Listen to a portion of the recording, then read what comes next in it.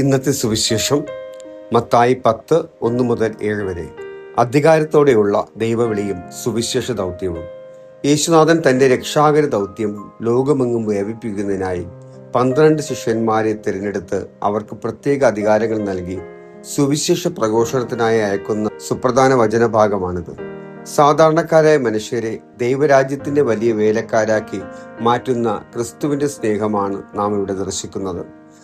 യേശു തന്റെ 12 ശിഷ്യന്മാരെ അടുത്ത് വിളിച്ച് അശുദ്ധാത്മാക്കളെ പുറത്താക്കാനും എല്ലാവിധ രോഗങ്ങളും വ്യാധികളും സൗഖ്യമാക്കാനും അവർക്ക് അധികാരം നൽകി. ദൈവം നമ്മെ ഒരു ദൗത്യത്തിനായി വിളിക്കുമ്പോൾ അത് പൂർത്തിയാക്കാനുള്ള കൃപയും ശക്തിയും അവിടുന്ന് കൂടെ നൽകും. നമ്മുടെ സ്വന്തം ബലത്തിലല്ല, മറിച്ച് ക്രിസ്തു നൽകുന്ന അധികാരത്തിലാണ് നാം ശുശ്രൂഷ ചെയ്യേണ്ടത്.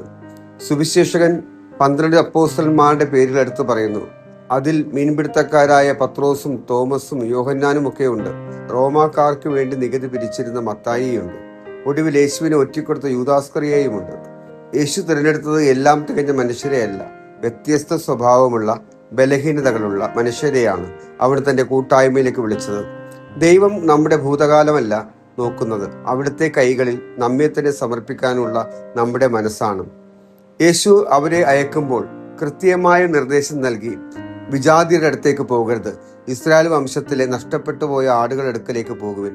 അവർ പ്രഘോഷിക്കേണ്ട സന്ദേശം ഇതായിരുന്നു: സ്വർഗരാജ്യം സമീപിച്ചിരിക്കുന്നു.